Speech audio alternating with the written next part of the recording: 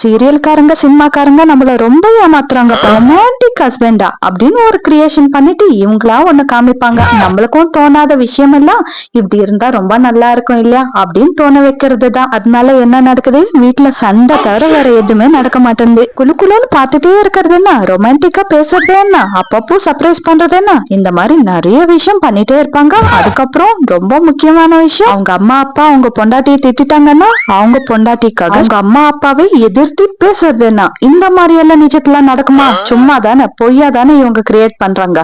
எதுக்கு இப்படி ஏமாத்துறாங்க? எல்லாம் பண்ணா நார்மலா இருக்கிறவங்களுக்கு கூட ஆசை வர்றது சகஜம்தான். சரி நம்மளும் அப்ளை பண்ணலாம்னு வீட்டுல அப்ளை பண்ண என்ன ஆகும், பார்த்து சிரிக்கவும் மாட்டாங்க, பேசவும் மாட்டாங்க. ஏதாச்சும் பேசு அப்படின்னு சொன்னா போய் வீடு பெருக்கு, சாமான கழுவு, சமையல் செய், பசிக்குது ரொம்ப சீக்கிரமா செய், இன்னைக்கு அந்த சமையல் செய், இந்த சமையல் செய் அப்படின்னு பேசுவாங்க. அதுக்கப்புறம் ரொம்ப முக்கியமானது, அவங்க அம்மா அப்பா கிட்ட நம்மள பத்தி பெருமையா பேசுறதா ஒரு மண்ணும் கிடையாது. பேசவே மாட்டாங்க நம்மள பத்தி. இதுல பெருமையா எங்க பேசுறது, இது எல்லாமே சீரியல் சினிமா இதுக்கு மட்டும் தான் விட்டுடணும். நம்மளோட லைஃப்ல இதெல்லாம் இழுத்துட்டு வந்து பண்ணணும் அப்படின்னு நினைச்சோம்னா நம்ம வாழ்க்கை தான் வீணா போகும்.